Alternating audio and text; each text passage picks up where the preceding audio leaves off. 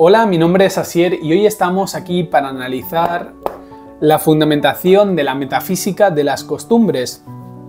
El primer capítulo en concreto, porque aquí tenéis una introducción con los conceptos clave que son complejos, así que os invito a ir a ver ese vídeo si no lo habéis visto.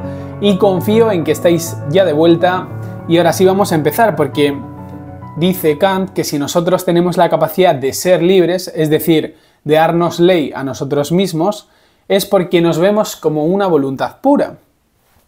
Ya lo definiremos, tranquilos, ya en el anterior capítulo vimos lo que era la voluntad pura, pero al mismo tiempo, dice Kant, el ser humano es un ser que está determinado por condiciones externas. Es decir, que nos vemos también como una voluntad empírica. Entonces aquí hay dos conceptos, voluntad empírica y voluntad pura. Y Kant nos dice que nos vemos reflejados en esos dos espejos, que no podemos esquivarlos, que somos parte de ellos. Entonces, teniendo estos dos espejos en cuenta, tanto la voluntad pura como la voluntad empírica, Kant fundamenta una ética a priori, una ética antes de la experiencia. Es decir, ya no se va a basar únicamente en esa ética que decía que se basaba en la experiencia para ver cuál era la voluntad de esos sujetos, que eso es lo que han hecho otros filósofos hasta ahora, sino que va a ir un paso más allá, va a subirse a la metafísica y en hombros de ese gigante va a tratar de ver qué es lo que anticipa o lo que viene antes para que luego nosotros desarrollemos una acción y no otra. Y lo que hace prácticamente en el primer capítulo es partir del concepto de buena voluntad y desarrollarlo, ¿no? Entonces la metodología del capítulo, esto que estoy haciendo ahora, ¿vale? Es un breve resumen de todo lo que hace y luego vamos a ir detalle por detalle. La metodología es el análisis y el objetivo es explicitar cuál es el concepto de la buena voluntad. Esto lo veremos a lo largo de este capítulo.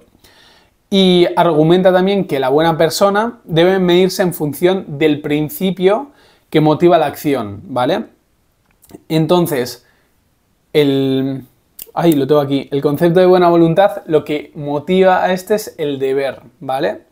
Expone cómo actuar bien es actuar en función de un deber, y ese deber es el deber que nos imponemos a nosotros mismos, que es el deber de la razón pura práctica y del imperativo categórico, ¿no? Ese imperativo categórico es el que dice, vale, esto y no lo otro, ¿vale?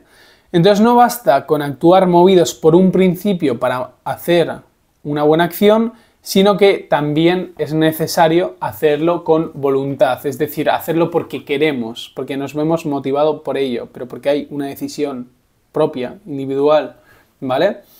Hay dos tipos de querer, nos dice Kant, uno que es por inclinación, ¿vale? Esto ya lo vimos con Aristóteles, y otro que es por la voluntad empírica. Y nos dice Kant que lo que no debemos de hacer o lo que debemos evitar es dejarnos llevar por esas inclinaciones y no tener en cuenta la voluntad, ¿vale? O sea, eso es lo que tenemos que esquivar.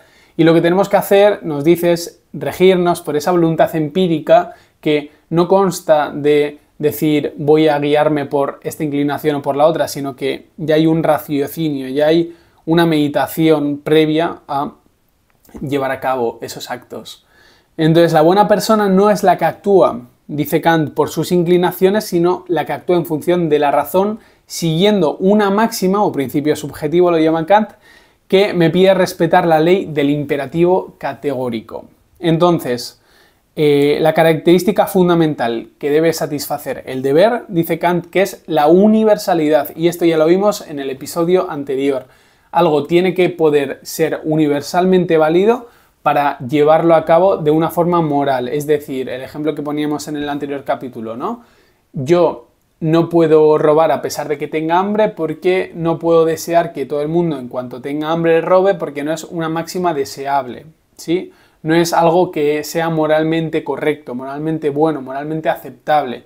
Por eso no debemos de hacerlo, y no debemos de hacerlo fijándonos en ese universal. ¿Es bueno que esto suceda continuamente con todas las personas y constantemente? Si la respuesta es no, Kant nos dice que no lo hagamos. Por ejemplo, la mentira, ¿no? El típico ejemplo, si entra una persona en nuestra casa y llega un asesino y dice si tenemos a esa persona en nuestra casa, ¿qué le diríamos? ¿La verdad o la mentira? Pues Kant dice que no debemos mentir y debemos decir mira, pues esta persona está escondida en mi armario o debajo de la cama. y sabemos que lo va a matar, pero prioriza el valor moral al valor vital, en este caso, ¿no? Vamos a pasar ya así ahora a introducir... Ya sí, se me ha ido un poco.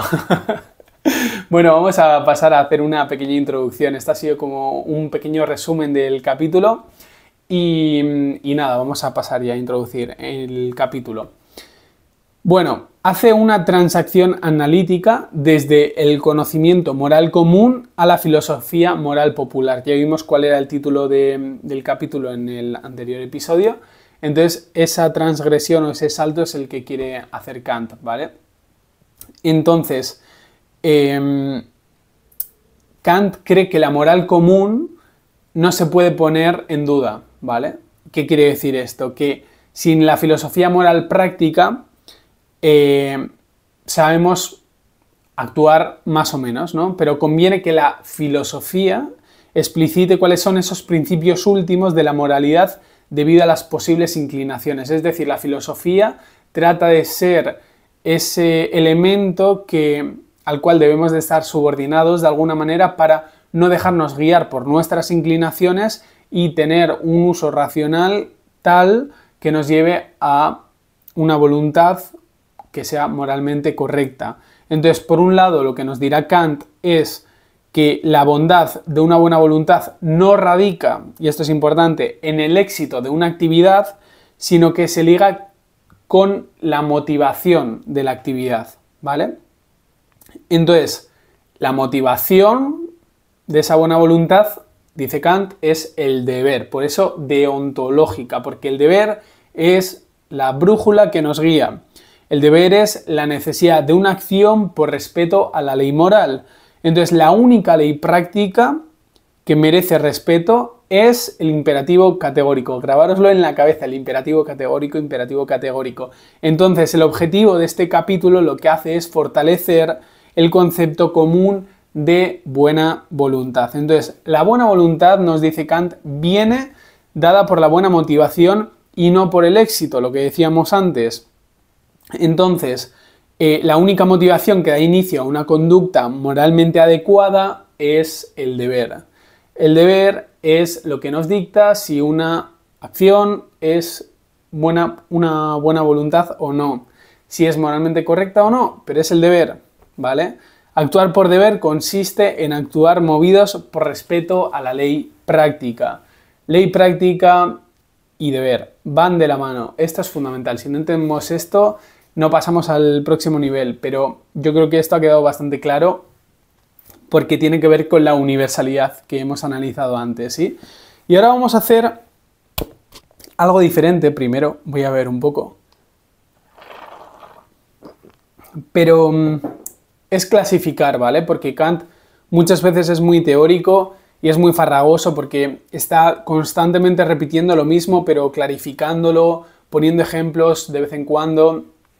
Y ahora vamos a hacer como una clasificación, una tablita, para también tener en nuestra cabeza conceptos claros, pero no solo eso, sino también desarrollar y esquematizar un poco su pensamiento, porque si no es como muy rígido, ¿no? Muy, como comentábamos, ese edificio, pulcro. Vale, pues vamos a tratar de ver cuáles son esos rincones, el salón, la cocina, el cuarto, y bueno, ver que eso forma parte de una casa, pero que esos diferentes rincones corresponden a la totalidad, ¿vale? Y vamos a tratar de unir los puntos. Entonces, cuando actuamos movidos por el deber, actuamos con independencia de los elementos empíricos. Y la clave de la buena voluntad, es lo único que es incondicional. Eso es lo que nos dice Kant.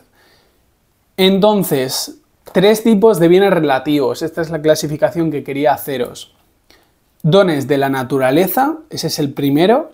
Dones del carácter y, en tercer lugar, los dones de la fortuna. Pero, Asier, ¿qué es esto? ¿Cuáles son esos dones ¿Qué quiere decirnos Kant con esto, no? Vale, pues los dones de la naturaleza, y con un ejemplo lo vamos a entender a la perfección, es las habilidades mentales, que puede ser el entendimiento o el buen juicio, y este tipo de facultades son congénitas, ¿vale? Se conocen a posteriori, esto es importante, se conocen a posteriori, eso también tatuároslo. Luego, los dones del carácter, valor, perseverancia, toma de decisiones, ¿vale? Esos son los 3 ejemplos. Y también son congénitos. Tatuároslo también, congénitos. Congénitos son los dones de la naturaleza y los dones del carácter. Y en tercer lugar, los dones de la fortuna dependen, dice Kant, de los bienes que tenga nuestra familia. Es decir, depende de la suerte. Ya no es congénito, sino que depende de la suerte, depende de la fortuna. Es decir, no depende de nosotros. Depende de un hilo, si queréis. Entonces, para Kant, y ahora vamos a pasar a otro concepto, la felicidad consiste en satisfacer todas esas inclinaciones que hemos visto antes. Entonces, por eso, para este filósofo es posible ser feliz sin ser buenos. Y dirás, pero si siempre está con la moral, el deber, ya. Pero Kant distingue 2 tipos de querer, y ya lo hemos visto antes, esos 2 tipos de querer. El querer de la inclinación, que sería algo biológico, por ejemplo, comer, y luego la racionalidad pura práctica, es decir, la función propia distinta. Entonces, ¿cuál es el objetivo de las inclinaciones? Satisfacer nuestras necesidades biológicas, es decir, las funciones de esas inclinaciones que son la felicidad. Nos dice Kant, la función de las inclinaciones es la felicidad.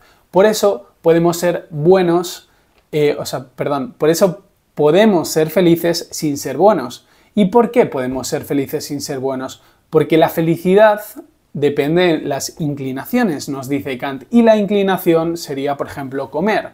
En la medida en la que yo como, me satisfago y siento placer por esa comida, yo soy feliz. Ahora bien, no necesariamente tengo que ser bueno. No tengo por qué comer con cuchillo y tenedor para ser feliz. Porque si la felicidad me lo dan las inclinaciones y por tanto me lo da el comer, puedo no ser bueno en el resto de actividades morales, pero ser feliz porque la felicidad me la dan mis inclinaciones. Y vamos a seguir porque este capítulo es extenso, sí. Actuar moralmente, siempre actuar por deber o por mor del deber. Esto es lo que dice Kant. Y aquí pone 4 casos. Vamos a hacer otra clasificación para que quede claro, ¿sí? Esto podéis pausar el vídeo, anotarlo y continuar. Perdonad, ha habido un pequeño corte de cámara porque se ha apagado, básicamente por baja batería, pero bueno, tenemos los focos, mantenemos la luz y las ganas de seguir con Kant porque ahora nos ofrece 4 escenarios posibles para actuar por deber, en contra del deber, en base a nuestras inclinaciones. Vamos a ver cuáles son esos 4 estadios que plantea y vamos a ver ejemplos prácticos para poder precisar mejor eso que parece tan complejo que es ese ideario kantiano. Primer escenario, actuar en contra del deber. Segundo escenario, actuar conforme al deber y no actuar moralmente. Tercero, actuar conforme al deber y no moralmente, pero con buena inclinación. Y en cuarto lugar, actuar por mor del deber. La primera, actuar en contra del deber. Si yo soy un panadero y ofrezco un pan por 2 euros cuando está a 1, estoy actuando en contra del deber. Actuar conforme al deber y no actuar moralmente. Pues entran nuevos clientes a la tienda, les doy el pan que cuesta 1 euro por 1 euro, pero lo hago porque no extiendan el rumor de que soy un timador y que pongo el doble de precio, y no lo hago porque en sí mismo es bueno que yo tenga que actuar moralmente y tenga que regirme por los precios que están establecidos. Entonces, ya no hacemos esa acción por buena voluntad, sino por miedo a que suceda otra cosa que nos dicte o nos diga que somos X o Y. El tercero, actuar conforme al deber y no moralmente, pero con buena inclinación. Es decir, les cobro lo justo para que sean felices, es decir, yo actúo en base a su felicidad, pero hay días que, bueno, yo no siempre me voy a levantar con el pie derecho, entonces, bueno, por inclinación sí tengo esa tendencia, pero no siempre voy a hacerlo, entonces habrá días que sea una persona moralmente correcta o justa y días en los que no lo sea. ¿Por qué? Porque bueno, no siempre voy a estar del mismo modo de ser, ¿no? Como pensando en Aristóteles, lo digo. Y luego actuar por mor del deber sería que hay una máxima, un imperativo categórico, que rige mi voluntad y pone en esa voluntad algo moralmente bueno o correcto, que sería cobrar el pan por el precio justo, que es el que debe ser, el deber, el deón, Y el pan, 1 euro, pues 1 euro. Ya está. Entonces, una persona moralmente buena, nos dice Kant, tendría como fin principal vivir en función de las leyes que se da a sí mismo, es decir, el gobierno de sí, la autarquía, y actuar dentro de estos límites de manera que se satisfagan las inclinaciones. Y aquí Kant dice, vale, pues 3 propuestas acerca de la moralidad. ¡Pum! Y dice la primera, la buena voluntad es aquella que actúa motivada por el deber y no por las inclinaciones, como con Aristóteles, aquí full aristotélico. En segundo lugar, el valor de una acción hecha por deber no depende de si la acción es exitosa, sino de la motivación, es decir, de que yo tenga buena voluntad. Y en tercer lugar, el imperativo categórico es el mandato que da la razón para que, bueno, es el mandato que la razón se da a sí misma, mejor dicho, y que motiva que tengamos una buena voluntad. Y aquí os estaréis preguntando, ¿cuál es esa buena voluntad o en qué se basa? Pues en el imperativo categórico.